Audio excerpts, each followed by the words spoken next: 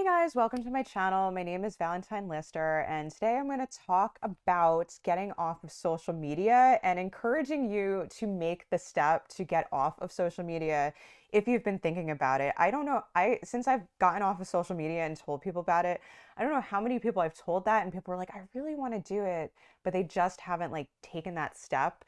And so I'm going to tell you about like my story of getting off of social media, but also just preface with saying that it was like one of the best decisions I've ever made. And I haven't heard anybody that's gotten off of social media who hasn't felt that way.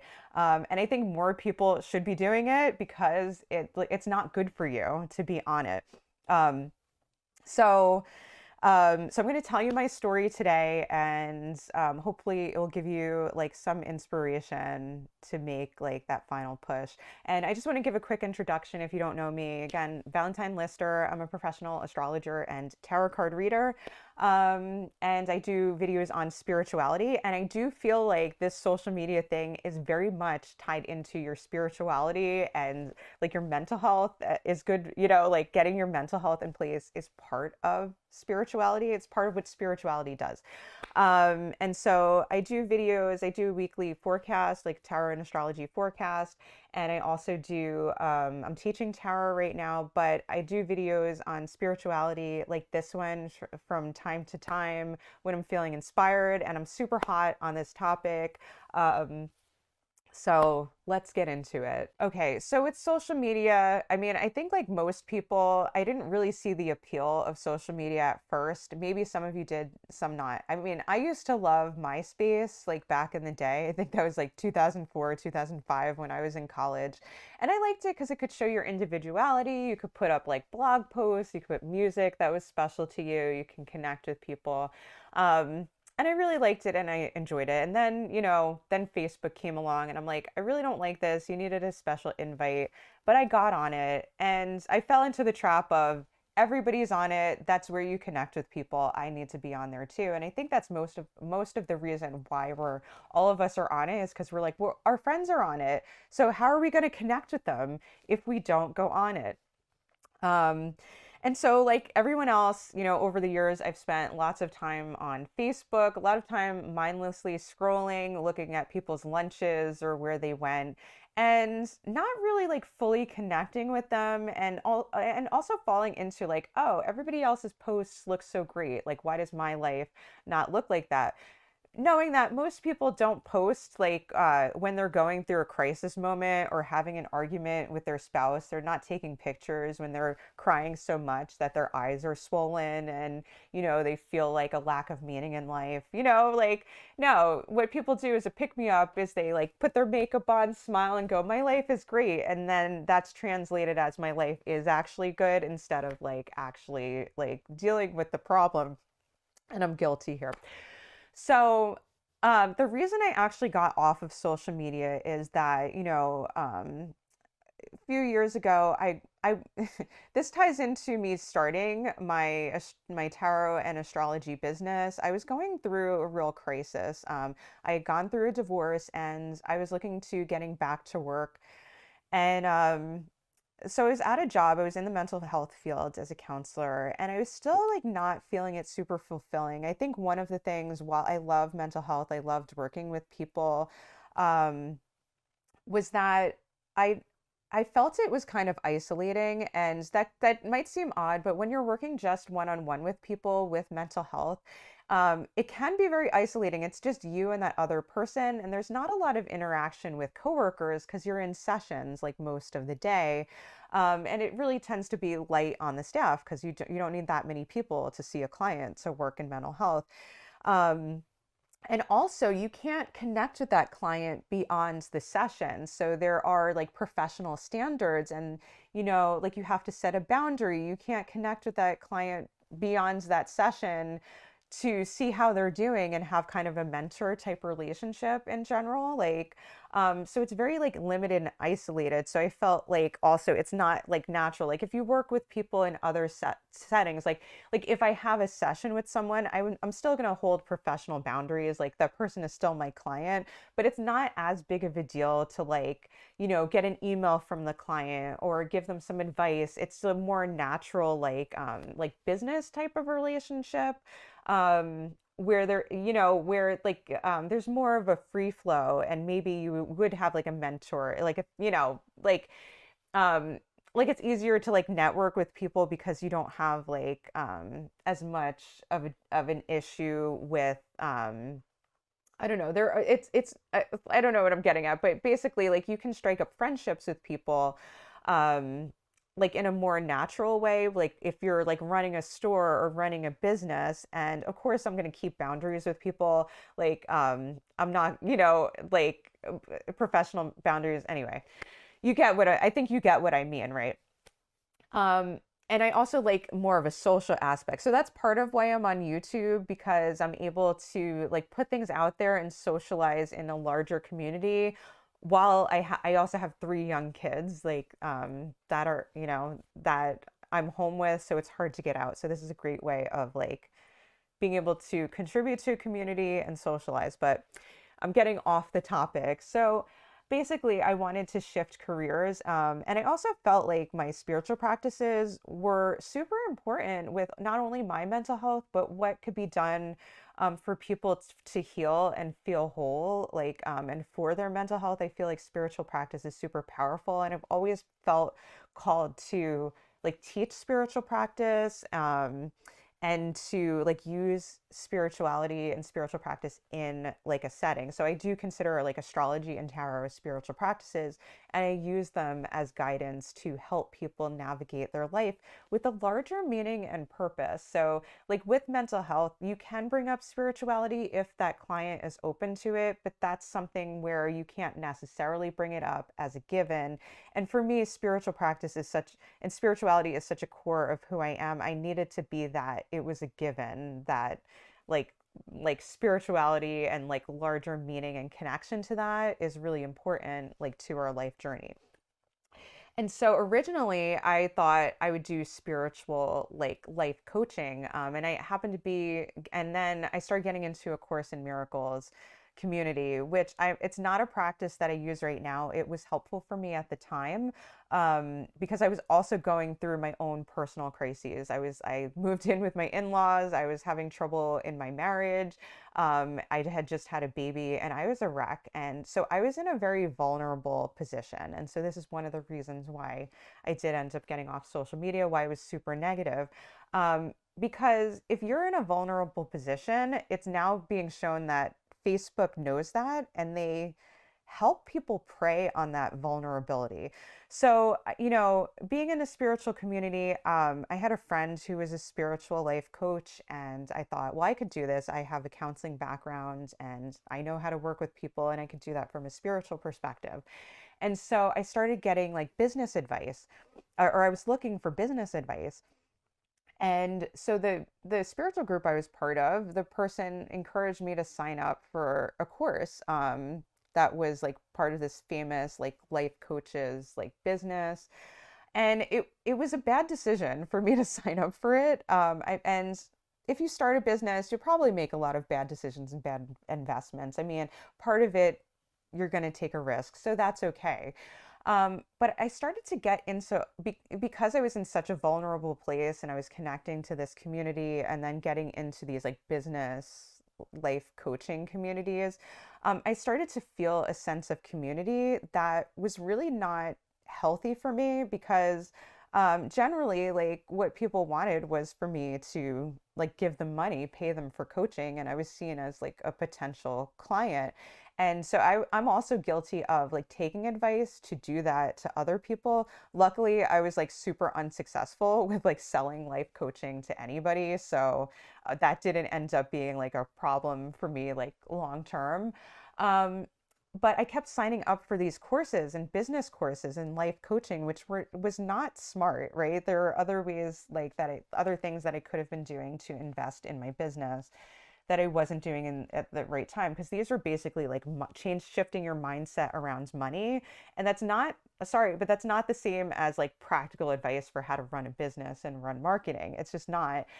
And I couldn't stop signing up for things. And what I found was social media and Facebook had a role in that, because I kept getting these posts from people that were super inspiring and like looked amazing. And it looked like that person had it all together and that they could just give me the right advice to get my business going and get an income from that. And me being vulnerable, like with my personal life, also vulnerable as someone who's starting a business, who never thought, I never thought of myself as running a business. Um, and so I'm like taking in all of this advice, not realizing that businesses just take time. It just takes time to figure out like what you're really good at, what you want to do. It takes time to build clients, and you're not going to make an income for a while. And like you need to be okay with that and just keep putting yourself out there in some way. So like my main focus is like building my YouTube channel, because I'm not able to like network as much in person, over the past 2 years, because I also started that business like, you know, around when like, the whole world like fell apart. And it's now like kind of coming back together. And so Facebook was preying on that. And so like I couldn't stop like signing up for things, and at the end I ended up signing up for like an MLM. And in some videos that I've unlisted now, I even like spoke about that, and like looking at that, it's super embarrassing. And like, like I have mixed feelings about like content that I've done in the past, which I'm not gonna, I don't know. I like, because I was in such a vulnerable mental state, like that I feel like I did things because like people were coaching me to like go in a certain direction. And I was so vulnerable emotionally and mentally, um, that I don't think it was the right move for me. And so I did shift my focus in my channel. And one of the ways that I got centered again and grounded and able to come from a more like a better place mentally, and emotionally, and really with more integrity of what I wanted to do on this channel, is to delete my social media. So I deleted Facebook, I deleted Instagram, I deleted anything else. Now, I don't consider YouTube to be, it's sort of a social media platform, but I don't consider that. I consider it content creation. And there is a social media aspect where there's comments, I can connect with you, but it doesn't have the same vibe to me. I don't feel like it is the same thing. I feel like I learn a lot of valuable information, yada yada. I deleted Twitter, but I wasn't really on there. And there was a lot of pushback to that, because a lot of like advice, especially for business, I just want to like address like the resistance to deleting social media. So like if you run a business, a lot of people are like, oh, you need social media for your business, and maybe you've connected to clients in that way. And maybe it's just, maybe another reason is like you have connected to your friends in that way, and you're like, how am I going to connect with my friends? How am I going to see what they're doing if they're not on Facebook? And so I'll just tell you, my experience is that um, I'm able to run my business without social media. I regularly post content on YouTube, and I love YouTube. Like that was one of the things too. Like people in the business community kept telling me to like post on social media, but I love YouTube. This is what I'm passionate about. And so this is where I create free content for you. If you like it, if you connect with me, then people get interested, or you'll be interested in having a reading with me, going further with getting a chart reading, getting a tarot card reading. Um, and at the moment I'm not monetized, but eventually I'll be monetized on this channel, and it doesn't matter. This is the way I love to do it. This is the way I feel good about, and this is how I'm going to do it. Um, and I also built up an email list. So if you go to my website, I have an email list. And I always send out emails when my videos come out. If you want to connect with me, you can just reply and email me back, and I will connect with you. And so I connect with I've connected with people on that way. And it's a much more personal level where I'm sending a message to you personally versus on social media on the comments where everybody can see it. And a lot of times people in businesses are just commenting to hype up like their page. And so that's not what it's about. I do want to connect with you on a personal level because what I do here is meaningful to me and I want it to feel meaningful to you because it is. And the other thing about friends, connecting with friends, I haven't seen any difference with connecting with friends. I mean, zero difference because the people that I connect with personally, like on a friendship type level, I have their phone numbers. Like I have their cell phone numbers. We can text each other, we can call each other. Like I haven't had any issues because the people that I called, connected with, got together with before, I still get together with. Now I just don't have the illusion that I have 1,000 friends. You can't have and connect with deeply 1,000 friends, okay? You can have a handful of friends that you're really close to, and even less than that, right? Um, and my family I still connect with.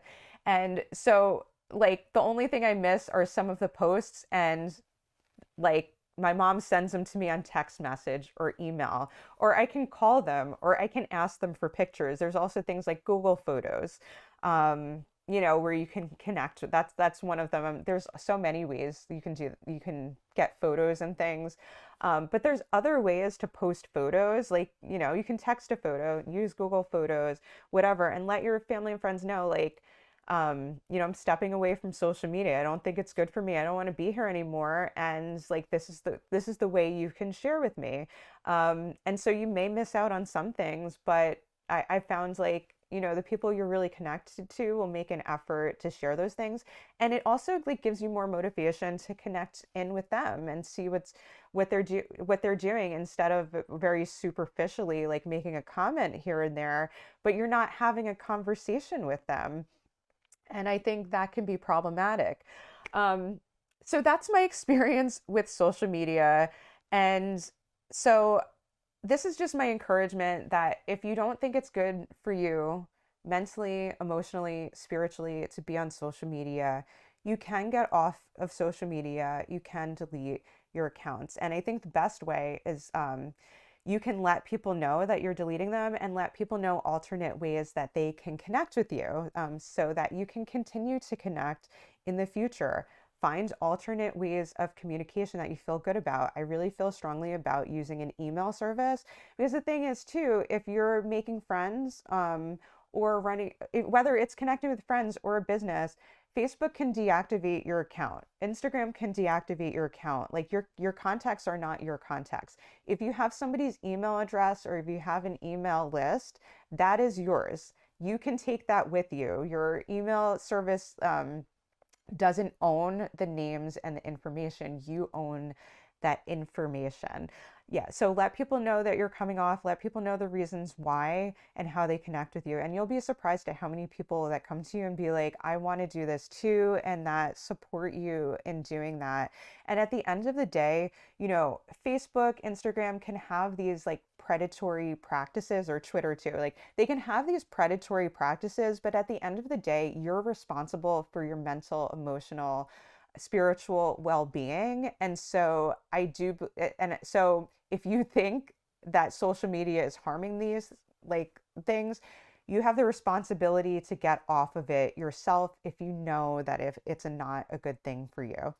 All right, guys, I hope you enjoyed my story on getting off of social media. This is really fun. And this is just a reminder that if you like this video, make sure to like, subscribe, and hit the bell to be notified. And if you want to give other people the push to get off of social media, you think this helps, make sure to share this video out, share it on social media, help people get off of it. And also, I will put any videos at the end, that I think you guys might like to watch next. All right, love you guys so much. Take care, bye.